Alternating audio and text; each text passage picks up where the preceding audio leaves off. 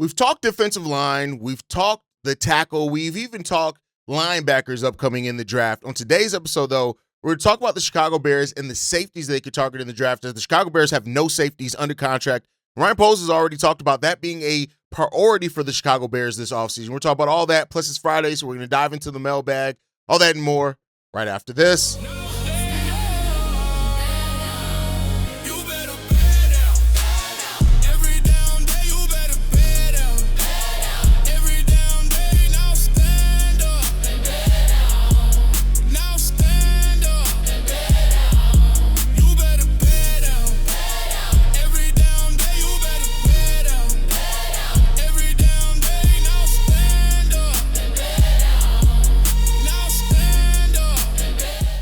What's going on, Bears fans? Welcome to another episode of Chicago Bears Central, your number one spot for everything Chicago Bears related. I'm the host there, Haize, but more importantly, you guys can follow the channel at Bull Central Pod on every social media platform we happen to be on. With that said, let's go and get into this content for today, y'all. And many people know that the Chicago Bears safety position right now, the Chicago Bears have no safeties under contract. All four of their safeties that were in the rotation last year are free agents at the end of this year. Now, while Ryan Poles has already talked about Kevin Byard being a player that he does want to keep, there's some things up in air in regards to Jaquan Brisker, as he's also slated to hit free agency. Did have a season where he played all 17 games, and many people feel like he answered that question in regards to his health, but there's still a lot of things there that you should have to look at, make a determination on, and the Bears do have to figure out. So, with that said, with Ryan Poles talking about it with his staff and also talking about the priority being a safety, I wanted to talk about 5 safeties that the Chicago Bears could target in the 2026 draft.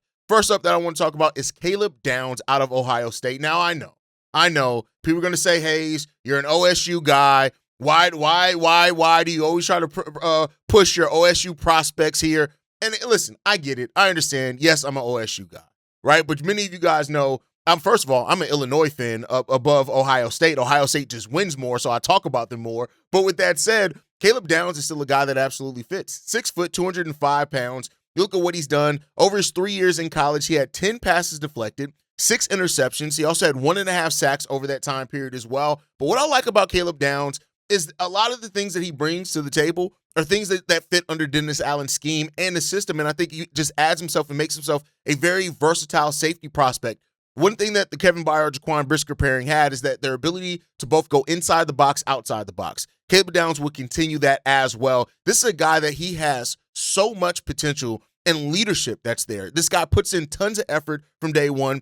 And, he's a guy that, again, could be a big guy that can be used in the box. He can be a nickel back as well. Like, this dude can do just about everything. You can play him near the line of scrimmage if you want to as well. When you look at it, he's also really good in man and zone coverage as well, and he just provides that level of security in that one. Caleb Downs will be an absolute weapon for this Chicago Bears team. And if you're talking about moving on from Jaquan Brisker and you're talking about replacing him with somebody like Kevin Downs, listen, this is a guy that brings probably even maybe more upside than what Jaquan Brisker has. Caleb Downs is legitimate. There's just no way around it. This is a legitimate guy. He is one of the best all-around football players in this draft, period. And if the Bears were to get him and prioritize him in round 1, if he ends up being there, amazing for the Chicago Bears. Now, maybe they have to trade up to get him as well, but this is a guy that I like a whole lot. And if he wears a Bears uniform, it's not because he's from Ohio State. It's because this guy is the exact type of guy you want on your defense. And I think he can develop into an absolute leader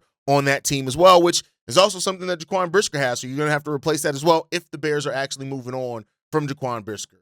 Next guy up, Emmanuel McNeil-Warren out of Toledo. Now, 6'2", 202 pounds. He's had 1 sack over his collegiate career, 5 interceptions, 8 forced fumbles as well, 105 solo tackles, 212 total tackles. That's in playing 4 years in college. In that first year, he didn't play a lot at all. So he's done most of that work over 3 years of production in college football. And this is a guy that, again, I would really love him to be on the Chicago Bears team, in a Chicago Bears uniform. The scouting report on him is this: long, downhill safety, capable of bolstering a team's run defense and playing enforcer over the middle.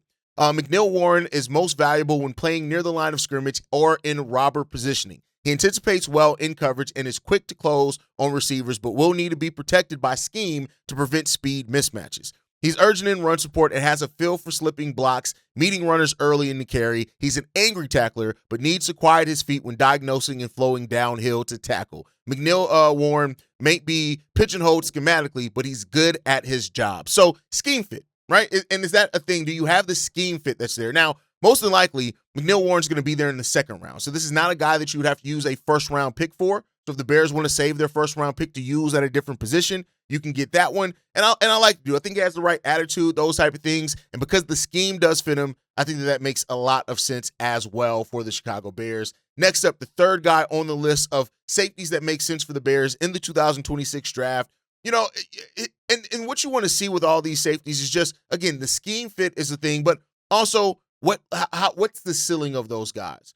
Another guy that may not have as high of a ceiling as some other players is Dillon Thieneman. And this is a guy out of Oregon. Shout out to Steve-O. I mentioned one of his Oregon guys. And when you look at his collegiate career, 8 interceptions over 3 years, 2 of those seasons being with Purdue, 1 being in Oregon, 13 passes deflected, 2 sacks as well, and 302 tackles. He had almost 3 straight years of 100 tackles at the collegiate level. This is a guy that the ceiling, I think, the floor is very high on. The ceiling, I think, is determined by the scheme, right, when it comes down to it. But this guy is definitely an interesting pick here. I do think this is a guy that also is probably going to be available in round 2 as well. But the scouting report on him is this. Savvy 3-year starter with NFL size, speed, and alignment versatility. Thieneman is an extension of his defensive coordinator, aligning and adjusting the secondary to motion and pre-snap shifts. He's an instinctive, rangy safety who can roll down into big nickel or robber positioning. He has a good feel for play design and route concepts in zone, changes direction to match breaks in man. It's not a big thumper near the line, but he rushes into action with relentless pursuit that should allow him to keep stacking high scores in the tackle column. So instinctual, right? And, you know, the tackle number isn't the end-all be-all, but it's the instincts that he does bring there. And I do think, like I said, very high floor guy. The ceiling, you know, maybe you can have a conversation on exactly what his ceiling is, but very high floor guy and a guy that I would absolutely love to have here in Chicago. Next up, AJ Haulcy out of LSU. Now, you know, depending on how you feel about that conference in football and the defenders there, the people that really love the defenders that come out of that conference, I think this is another guy that the Bears absolutely could target and go after that would help them in the safety position outright. Like 6 foot, 220 pounds. This is a guy that had 4 passes deflected and 3 interceptions just last year. When you look at his 4-year collegiate career where he went to 4 different colleges over 4 years. 3 different colleges over 4 years. He had 10 interceptions in that time, 17 passes deflected, 0 sacks, 4 forced fumbles, and 346 total tackles. You know, this guy, again, that can help the Chicago Bears. The scouting report on him is this. Haulcy, a.k.a. Mr. Gimme That, is a throwback safety with a compact, densely muscled frame and a pro feel for reading the field. He's a rare blend of ball hawk and enforcer who can scurry into passing lanes for takeaways or run through a receiver to break up a pass. His pattern recognition and instincts are top-notch, and he's decisive in his reactions. A lack of sustained top speed could create mismatches in man coverage. That's a little bit where now the Bears don't run a lot of straight man coverage, so there's that part of it as well. But this is a guy that you look at and you're like, you know, you playing safety in the SEC, depending on how you view that, there's a lot of ceiling there. Right now, he is projected to be a second-round pick. So this is a guy that I do think that, you know, with this good showing in the combine can also rise up. But I do think this is a guy that can definitely help the Chicago Bears as well, that I like it. Last guy, Kamari Ramsey out of USC. Another rangy safety that can help a lot with the Chicago Bears and what they need. And all these guys that are here are all guys that really, like, at a base level, you know, they fit Dennis Allen's scheme. And they project to fit really nice with Kevin Byard as well. I think that's the thing that you're looking at for us here. 6 foot, 205-pound guy. Over his collegiate career, which he played in UCLA and USC, 4-year career there. 2 interceptions, 2 sacks, 11 passes deflected, and 132 total tackles in that one. And this is a guy that doesn't have the numbers that some of the other guys, right. But the scouting report on him is this. Versatile safety prospect with solid size. Ramsey saw a heavier workload at nickel in 2025 after splitting time at all 3 safety spots in 2024. He plays with average eyes in space and good break anticipation when matched up in man. He's an adequate covering the slot in college, but might not have enough short area burst and athleticism to do the same in the pros. He needs a close downhill in run support with greater urgency when playing from depth. So again, a guy that saw a nice rise and impact in 2025, a guy that brings some ceiling there for the Chicago Bears as well, and another safety that I think you got to keep your eye out on. So those are the safeties, top 5 safeties the Bears should really look at in the 2026 draft. And again, the safety position is one that I do expect to probably be, because if you're moving on from Brisker, you're probably looking for a safety in the draft. Even signing kind of a cost-effective veteran, I don't know it's there. But hey, we'll see what's going to happen there and see if that's something that the Chicago Bears end up coming out of and what they end up wanting to do with the safety position. But today is Friday. That means it is mailbag day today. Let's get into these 4 voicemails that we have. This one's from K2. What's going on, fellas? Man, it's your boy K2, man, and I just wanted to call in because I've been hearing a lot of people call in and talk about the whole stadium situation, man. And obviously, bro, it's been like a top topic for about a few weeks now, man. And I'm just gonna say this, man. And this is an unpopular opinion, and I'm from Chicago, man, but I ain't lived in the city of Chicago in a while, man. But I still got love for the city, and I don't think that's ever gonna go anywhere, bro. But truthfully, if I'm the Chicago Bears, I wouldn't even entertain another conversation of trying to get a stadium built anywhere in Illinois, bro. Like, it almost seems as if they don't even want them there no more, bro. So why force it?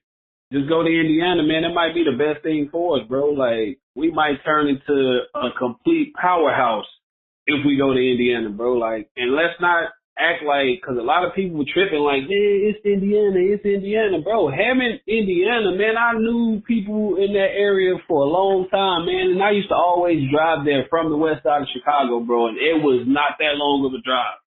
I mean, even if you Google map, Arlington to downtown Chicago is farther than Hammond, Illinois. It's just across state lines. Like, that's the only thing that makes it different, bro, is just across state lines, man. But I don't think that's gonna change anything, bro. Like, we probably still gonna be the Chicago Bears, bro. We probably gonna have this beautiful stadium, like, you know what I'm saying? Like, the situation might be better, bro. It might be a breath of fresh air, because let's be honest, ain't nothing happening in Chicago, bro.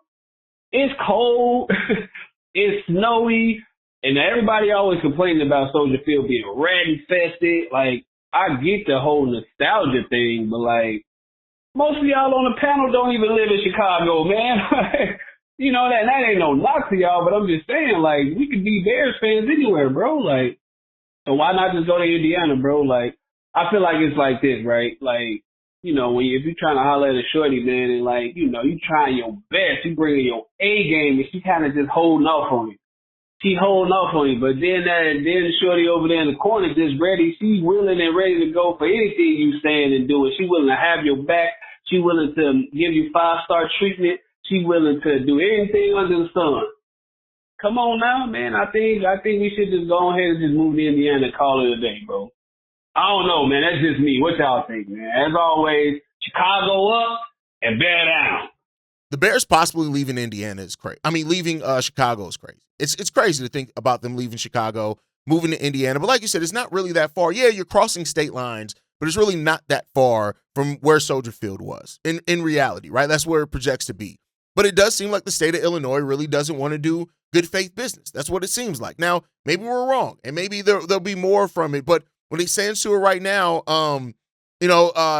Capital News reported that Illinois House Revenue Committee voted 13-7 to advance the major project bill, including the Bears Stadium, after going to the Illinois House.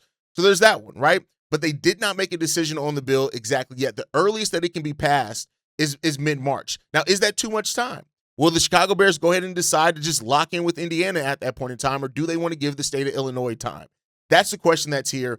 But I think ultimately, like, whatever happens, happens. They wouldn't be the only team not to play in the city that they represent. Now, they'd be one of the few to not play in the state that they represent. But, I think overall the Bears will figure it out, is what I could say. And I'll leave it at that. Like, I know there are going to be feelings all over the board with that, and everybody's feelings are valid. But when it stands down to it, like, we'll all adapt. We'll adapt as we need to adapt, and it'll be what it's going to be. That's the only way that I can. I do think the Bears do still, I like, just me, nothing, no information or anything like that. But I think just me, like, the Bears bought Arlington Heights outright. So I think that their leniency would still go towards wanting to develop that, you would think, Doesn't necessarily mean that is true either. I guess we shall see. All right, let's get into this next one, man. This one's from Darius. All right, I'm back, Haize. My bad on that last. Disregard that last voicemail. They were hitting me up on the radio at work while I was talking. But anyway, man, what I was kind of saying is it doesn't make sense to me to go left tackle with the first pick. Again, it's reaching for need. I don't think that that's a good practice for any successful GM to do. I don't think that that's what the great ones do. I think the great ones go best player available. I'm always going to be, for that first and foremost. The second reason is, if it works out, great. If Proctor comes in here and he's a Pro Bowl left tackle, awesome. That means we spent a second round pick last year on a swing tackle when we could have gotten a defensive tackle with that, or another defensive tackle with that, I should say. We could have got a pass rusher and went with Turner, and that would have served us a little bit better. I just don't think we're in a position to be wasting resources. A second round pick or a first round pick needs to be a starter, period. And I don't think reaching just because we say Ozzie gonna be out for 6 weeks, when we know that he's the left tackle of the future, why waste a first round pick on that? Then when he comes back, then we wasted a first round pick on a swing tackle. Or if he doesn't come back, then we wasted a first, or if he, let's just say Proctor's ended up solid. Again, we wasted a second round pick on a left tackle last year. That don't make sense to me for a swing tackle. So, I think we just have to, whatever he does, I want him to do what he always does and just go best player available, man. Don't reach. Please don't reach. Second thing is, real quick, I saw on there how the hell they have us at 8.5 wins, but then got Green Bay and everybody else at 10. I'm sick of this shit, man. Like, did we not win the division last year or something? Because like MJ say, it still got to come through Chicago. I don't care what y'all say. We won the division. It still got to come through Chicago. And the team that they gave a game and a half more than us, prediction-wise, we beat them at the end of the year and then turn around and beat them again first round of the playoffs. So I don't understand what it is with the media, with their obvious hate for this fucking team, but that's just weird to me. That's just weird to me how you can make it as far as we did with the coaching that we had, with the quarterback that we have, and they say they're going to give us 8.5 wins. I just don't understand it. It pisses me off.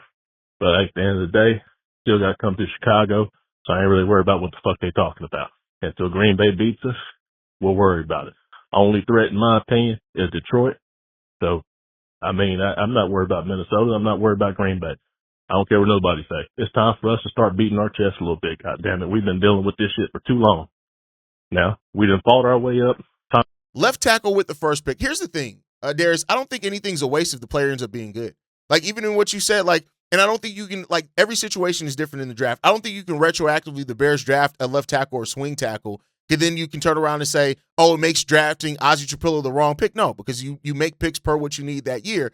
And so, listen, the Bears need to protect that side of Caleb Williams. And as I've said before, there's no problem at all with depth. Now, what I would like to see the Bears do, and not necessarily if they drafted in the first round, but if you're going to get a left tackle, be somebody that can play tackle or guard, or at least play both sides that can play either one for you. Because, listen, if you draft a guy, and yeah, in the first round maybe, but if you draft a left tackle and you end up having the best tackle rotation in football, let's say Darnell Wright, when Ozzie Trapillo comes back, and this that's a luxury that most people would operate from. And because it's cost effective, because those guys are still on their rookie scale deal, I can't never say that that's retroactively a bad thing. That's just my personal opinion. Everybody has the right to theirs.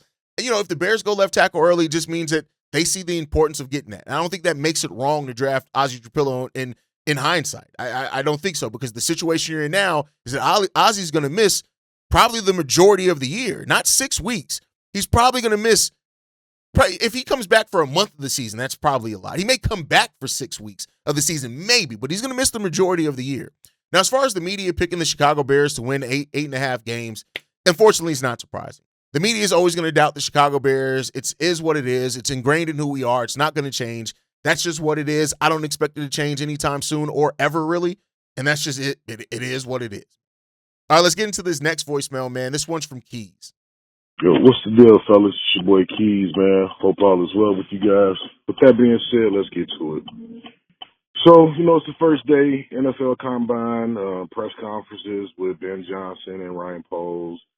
and everything of that nature like that. So the one thing I do want to touch on is about the statement that Poles made. He made two, actually, but he did give a little insight on what he thought about. He knows what needs to happen. He knows that the D-line needs to improve and the defense needs to get better. And when you pair a defense like we saw in the Super Bowl with the offense that we pretty much already have, that could do a lot of beneficial things for the Chicago Bears. You know what I'm saying? And he acknowledged about the edge being more of a presence than the tackle, right? And I couldn't agree more. Whereas we see a thing with we're at 25 right now, and then the article that came out saying how Cleveland wants to stack more picks because they got two of them. You know what I'm saying? And it made me think, right? Two players that are at the top half, or like the top 10 prospects, and Ruben Bain and David Bailey. Those are two guys that the Bears would be willing to trade up for to go and get. And every time I look at Ruben Bain, he reminds me of Cameron Jordan. Who coached Cameron Jordan? Dennis Allen.